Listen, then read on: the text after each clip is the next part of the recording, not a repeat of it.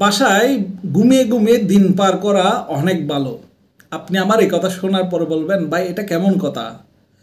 যদি সমাজের মানুষের সাথে তাল মিলাতে গিয়ে আপনাকে মিথ্যা বলতে হয়, আপনাকে গীবত করতে হয়, আপনাকে অন্যের বিরুদ্ধাচারণ করতে হয়, আপনাকে সবার উঁচু মোকামে নিয়ে পৌঁছানোর জন্য অহংকার করে কথা বলতে হয়, আপনাকে মিথ্যা পদবি দেখাতে হয়, তখন আপনার অবশ্যই এই যে আপনি গুনাহ করছেন সেখান থেকে বাঁচতে নিঃসঙ্গে থাকা ভালো। এখন নিঃসঙ্গের কথা কেন প্রথম বললাম না, ঘুমানোর কথা কেন বললাম?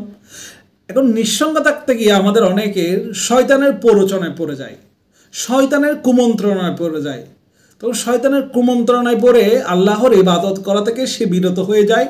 বর্তমান সময়ে আমাদের যে ডিভাইস সেটাকে সে কন্ট্রোলে রাখতে পারে না। এরপরে যদি এটাও তার দ্বারা সম্ভব যখন হচ্ছে না, তখন তার উচিত যে ঘুমিয়ে ঘুমিয়ে দিন পার করা। অন্তত ঘুমিয়ে ঘুমিয়ে দিন করা নিয়ে খুব সুন্দর বলেছেন ইমাম গাজ্জালি। ইমাম গাজ্জালি বলছেন যে যুদ্ধের মধ্যে যখন আপনি পরাজয় বরণ করছেন, সেই মুহূর্তে আপনার জীবন রক্ষার্থে পালিয়ে জীবন বাঁচা অনেক ভালো।